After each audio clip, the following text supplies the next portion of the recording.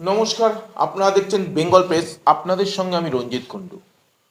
তো আজকে একটা জেঠিয়া যুব তৃণমূল কংগ্রেসের উদ্যোগে একটা বিশাল রক্তদান উৎসব এবং শীতবস্ত্র প্রদান করা হয়েছিল জেঠিয়া অঞ্চলে। সেখানে দিঘির পাড়, যেখানে নেতৃত্বতে ছিলেন, আমাদের কাছে যে কার্ড এসছে, সভাপতিত্ব করছিলেন মদন বিশ্বাস মহাশয়।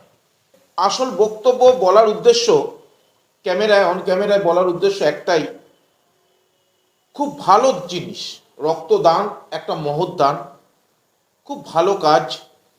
তো জনগণের উদ্দেশ্যে মানুষকে শীতবস্ত্র প্রদানও করা হয়েছিল, অনেকে উপকার পেয়েছেন। জিনিসটা, প্রোগ্রামটা খুব ভালো হয়েছে। কিন্তু সেই প্রোগ্রামে আমরা কভার করতে গেছি অনুষ্ঠান, যেখানে সে যে পার্টি ডাকুক, সে তৃণমূল কংগ্রেস হোক, বিজেপি হোক, আর কংগ্রেস, সিপিএম, যে কোনো পার্টি, এনি পার্টি নেমন্তন্ন করলে আমরা নেমন্তন্ন যেমন রক্ষা করি, সেই কভার আমাদের করার নিয়ম। তো আসল বক্তব্যে আসি। দলীয় মঞ্চ থেকে সংবর্ধনা দেওয়া হয়, উত্তরীয় পড়ানো হয় তাদের গেস্টদের, কর্মীদের। তো সেখানে উপস্থিত ছিলেন রবি নিয়োগী, বিধায়ক সনদ দে, আরও অনেকে উপস্থিত ছিলেন।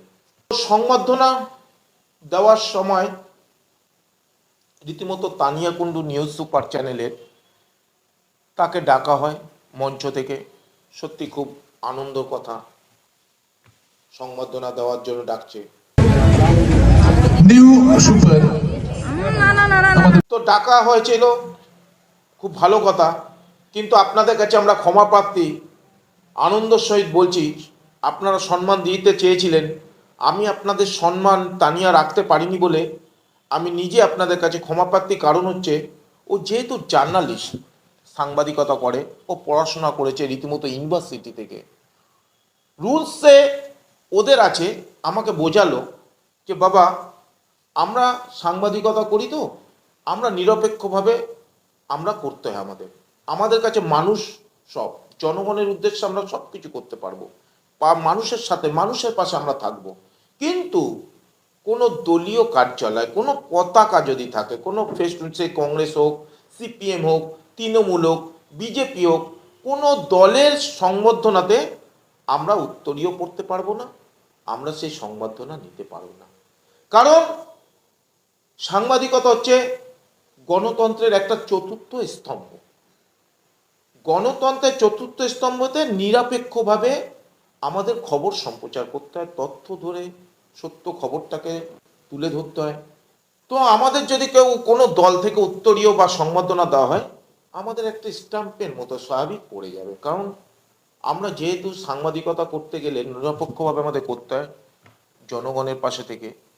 সেই জন্য কোনো মঞ্চে গিয়ে, কোনো দলের মঞ্চে, কোনো আদার সোশ্যাল ওয়ার্কার যারা করছেন, কোনো পতাকা ছাড়া মঞ্চ না, সেখানে আমরা যেতে পারি।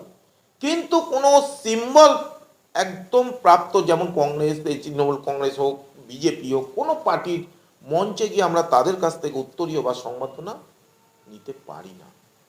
তাই জেঠিয়া অঞ্চলের মদনবাবুকে আবার করজোরে বলি, এর জন্য ক্ষমা মার্জনা করবেন। কোনো রাগান্বিত না, কোনো কটূক্তি করা না, আপনাদের ভালোবাসা এবং দশের ভালোবাসা নিয়ে সত্যি চলছে তানিয়া, চলবে, সেই আশীর্বাদটাই করবেন। তো আপনারা সবাই যেভাবে তানিয়াকে ভালোবাসা দিচ্ছেন, এই আশীর্বাদ নিয়েই তানিয়া যেন থাকতে পারে। এবং দলমত নির্বিশেষে তানিয়া যেভাবে নিরপেক্ষভাবে খবরটা করছে, সাংবাদিকতা করছে, যেভাবে জার্নালিস্ট নিয়ে পড়াশোনা করে ডিগ্রি নিয়ে যে সম্প্রচারটাও করে, তো আমাকে ওর থেকে আমিও কিছু শিক্ষা শিখি।